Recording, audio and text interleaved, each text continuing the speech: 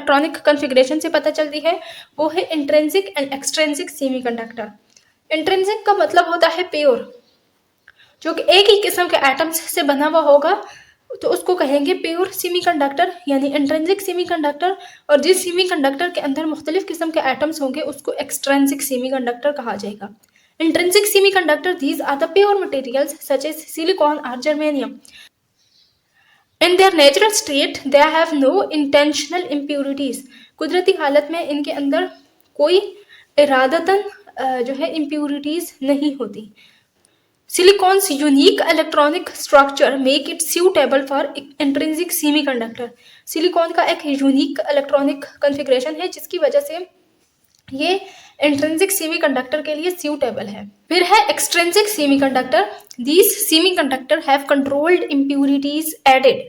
These impurities known as dopant alter the electronic behavior।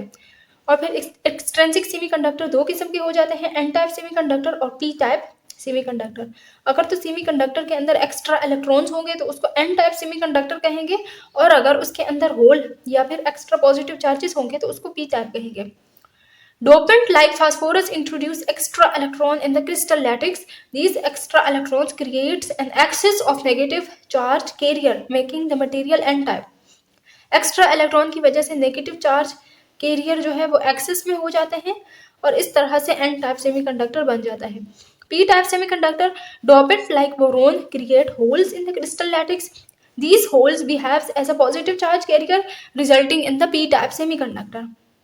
तो ये जो सेमीकंडक्टर है ये दो किस्म के होते हैं, इंट्रिंसिक और एक्सट्रिंसिक।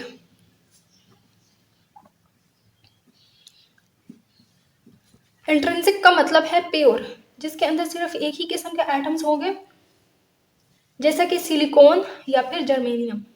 ये सिर्फ और सिर्फ सिलिकॉन, अगर तो सिलिकॉन का सेमीकंडक्टर है तो वो सिर्फ और सिर्फ सिलिकॉन के एटम्स पर मुश्तमिल होगा, और अगर जर्मेनियम वाला है तो वो सिर्फ जर्मेनियम के एटम्स पर मुश्तमिल होगा। और एक्सट्रिंसिक सेमीकंडक्टर इम्प्योर को कहते हैं, जिसके अंदर कंट्रोल्ड अमाउंट में इम्प्योरिटीज होती हैं। Controlled impurities are there in the extrinsic semiconductor. और एक्सट्रिंसिक सेमीकंडक्टर की फर्दर दो टाइप्स हो जाती हैं, एक इसमें आ जाता है एन टाइप और एक इसमें आ जाता है पी टाइप। अभी एन टाइप और पी टाइप को हम अलग से तफसील से पढ़ेंगे।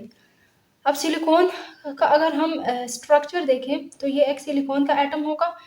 एक सिलिकॉन के एटम के अंदर वैलेंस शेल में 4 इलेक्ट्रॉन्स होते हैं, तो ये 4 कोवेलेंट बॉन्ड बनेगा, यानी 4 दूसरे सिलिकॉन के एटम्स के साथ इस तरह से कोवेलेंट के बॉन्ड बनाएगा।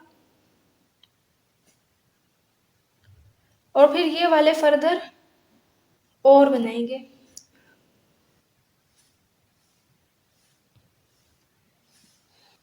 तो ये पूरा सिलिकॉन का एक क्रिस्टल लैटिक्स बन जाएगा। लो टेम्परेचर के ऊपर तो सारे इलेक्ट्रॉन्स जो हैं वो कोवेलेंट बॉन्ड की फॉर्मेशन में इन्वॉल्व हुए होंगे, लेकिन जैसे ही इसका टेम्परेचर बढ़ाएंगे तो कोई एक इलेक्ट्रॉन डिसलोक हो जाएगा, यानी इसको जब एनर्जी मिलेगी या इसका टेम्परेचर बढ़ेगा, इसकी एनर्जी जो है वो ज़्यादा हो जाएगी, तो ये अपनी जगह से निकल जाएगा और इसकी जगह पर होल बन जाएगा और ये इलेक्ट्रॉन इधर, तो ये इलेक्ट्रॉन आज़ादाना इसके अंदर घूमेगा, जिसकी वजह से इसकी इलेक्ट्रिकल कंडक्टिविटी होगी। वैसे तो लो टेम्परेचर के ऊपर हर एक इलेक्ट्रॉन बाउंड हुआ है तो इसकी कंडक्टिविटी नहीं होगी, लेकिन जैसे ही इसका टेम्परेचर बढ़ाएंगे इलेक्ट्रॉन के डिसलॉक होने की वजह से इसकी कंडक्टिविटी बढ़ती जाएगी। अभी हम देख लेते हैं एक्सट्रिंसिक सेमीकंडक्टर, यानी ऐसे सेमीकंडक्टर जिसके अंदर कंट्रोल्ड अमाउंट में इम्प्योरिटीज डाली जाती हैं। तो इसकी दो टाइप्स हैं, एन टाइप और पी टाइप। इसको पढ़ने से पहले यहाँ पर हम एक चीज़ देख लेते हैं कि जो ग्रुप 14 है या फिर ग्रुप 4A है उसके एलिमेंट्स हैं कार्बन, सिलिकॉन, जर्मेनियम, टिन और लेड। ये ग्रुप 14 या फिर ग्रुप 4A के एलिमेंट्स हैं और इनके आखिरी शेल में 4 इलेक्ट्रॉन्स होते हैं।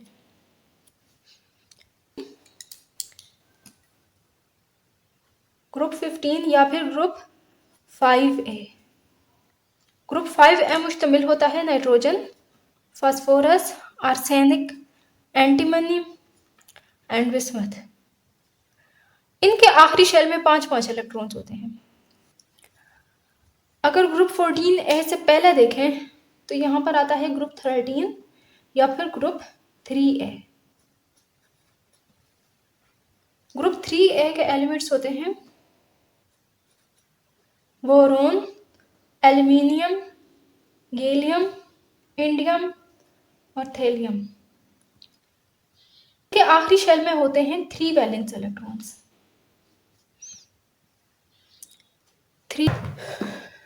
तो ये चीज़ समझने के बाद हम प्योर सेमीकंडक्टर और जो इम्प्योर या एक्सट्रिंसिक सेमीकंडक्टर हैं उनका स्ट्रक्चर देख लेते हैं। अगर तो जो सेमीकंडक्टर है वो एक ही किस्म के एटम्स पर मुश्तमिल हो, जैसा कि यहाँ पर ऊपर बताया था कि सिलिकॉन या फिर जर्मेनियम एक ही किस्म के एटम्स पर मुश्तमिल हो, तो वो इंट्रिंसिक सेमीकंडक्टर कहलाता है। और उसके अंदर इस तरह से सिलिकॉन का 3 डायमेंशनल लैटिक्स होता है।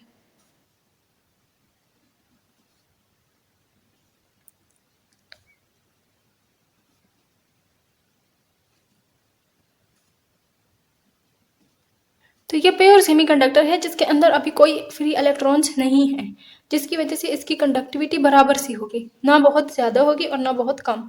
यानी एक्सटर्नल कंडीशंस पे इसकी कंडक्टिविटी डिपेंड करेगी। टेम्परेचर ज़्यादा करेंगे तो ये कंडक्टर होगा, और टेम्परेचर कम होगा तो ये इंसुलेटर होगा। क्या है, जैसे कि मैंने अभी आपको बताया था कि टेम्परेचर बढ़ाने पे कोई एक इलेक्ट्रॉन अपनी जगह से डिसलोक हो जाता है तो उस जगह पर पॉजिटिव चार्ज बन जाता है, और ये फ्री इलेक्ट्रॉन जो है यानी नेगेटिव चार्ज ये through out the crystal lattice घूमता रहता है, और इसी फ्री इलेक्ट्रॉन्स की वजह से फिर कंडक्टिविटी होती है। अगर हम ग्रुप 5A से कोई इम्प्योरिटी इसके अंदर डालेंगे तो वो बनेगा N type semiconductor. N type जो है उसके अंदर क्या होता है कि ग्रुप 5A या फिर ग्रुप 15 से कोई इम्प्योरिटी डाली जाती है। तो ये सिलिकॉन का लैटिक्स है, इसके अंदर मान लेते हैं कि हमने डाल दिया है फास्फोरस।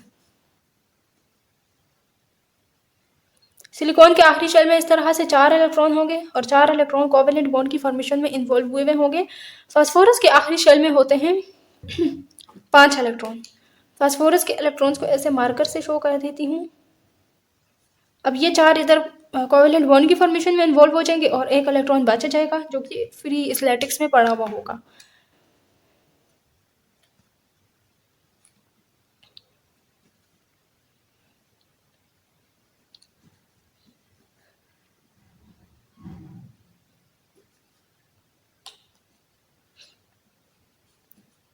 तो ये एक लैटिक्स बन गया है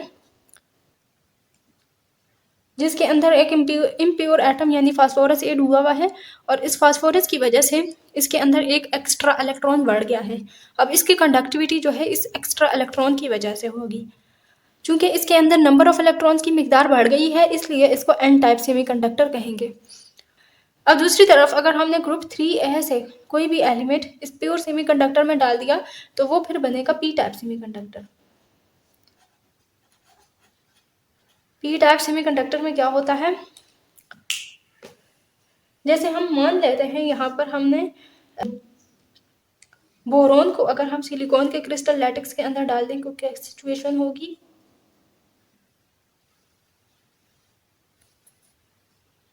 बोरोन के आखिरी शेल में 3 इलेक्ट्रॉन्स होते हैं। 3 इलेक्ट्रॉन इस तरह से बॉन्ड की फॉर्मेशन में इन्वॉल्व हो जाएंगे और चौथे इलेक्ट्रॉन की जगह यहाँ पर होल बन जाएगा। यानी इधर इलेक्ट्रॉन नहीं है, इलेक्ट्रॉन की कमी है, तो इधर पॉजिटिव चार्ज होगा और बाकी तो ये हर तरफ से घिरा हुआ होगा सिलिकॉन के एटम्स से, जो कि 4 कोवेलेंट बॉन्ड बनाता है।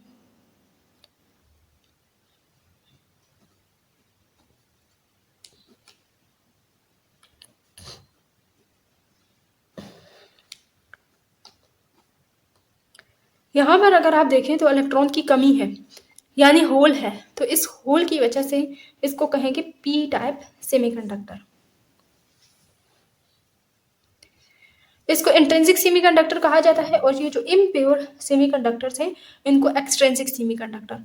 अगर तो इम्प्योर सेमीकंडक्टर में इलेक्ट्रॉन्स ज़्यादा होंगे तो उसको एन टाइप सेमीकंडक्टर कहेंगे, और अगर तो होल होंगे यानी पॉजिटिव चार्ज होगा तो उसको पी टाइप सेमीकंडक्टर कहेंगे। अब इस पी टाइप सेमीकंडक्टर की कंडक्टिविटी इस होल की वजह से होती है। अब ये जब होल है तो आसपास से कहीं से भी कोई इलेक्ट्रॉन उठकर आएगा, इसको फिल करेगा, तो वो पीछे अपने होल छोड़ आएगा। फिर उस होल को फिल करने के लिए कहीं और से इलेक्ट्रॉन आएगा तो वो पीछे अपना होल छोड़ आएगा। तो इस तरह इस कंडक्टर के अंदर, इस सेमी कंडक्टर के अंदर होल का मूवमेंट होता रहता है, जबकि इसके अंदर इलेक्ट्रॉन्स का मूवमेंट होता रहता है। तो ये थी सेमी कंडक्टर और उसकी क्लासिफिकेशन। उम्मीद है आपको समझ आई होगी। तो यही बात यहाँ पर एक्सप्लेन की गई है कि एक इंट्रिंसिक सेमीकंडक्टर होता है जो कि प्योर होता है, प्योर मटेरियल, और एक एक्सट्रिंसिक होता है जिसके अंदर कंट्रोल्ड अमाउंट में इम्प्यूरिटीज डाली जाती हैं। और एक्सट्रिंसिक सेमीकंडक्टर दो किस्म के होते हैं, एन टाइप सेमीकंडक्टर और पी टाइप सेमीकंडक्टर। और जो सेमीकंडक्टर के अंदर इम्प्यूरिटी डालने वाला काम है इसको डोपिंग भी कहते हैं, और जो इम्प्यूरिटी डाली जाती है उसको डोपेंट कहा जाता है। डोपिंग क्या है? नेक्स्ट है doping. The process of introducing dopant is called doping. और वो मैंने अभी आपको सारा समझा दिया है कि अगर ग्रुप 15 या फिर 5A से अगर कोई एलिमेंट डालेंगे तो उससे एन टाइप सेमीकंडक्टर बनेगा, और अगर ग्रुप 13 या ग्रुप 3A से कोई इम्प्यूरिटी डालेंगे तो उससे पी टाइप सेमीकंडक्टर बनेगा। तो ये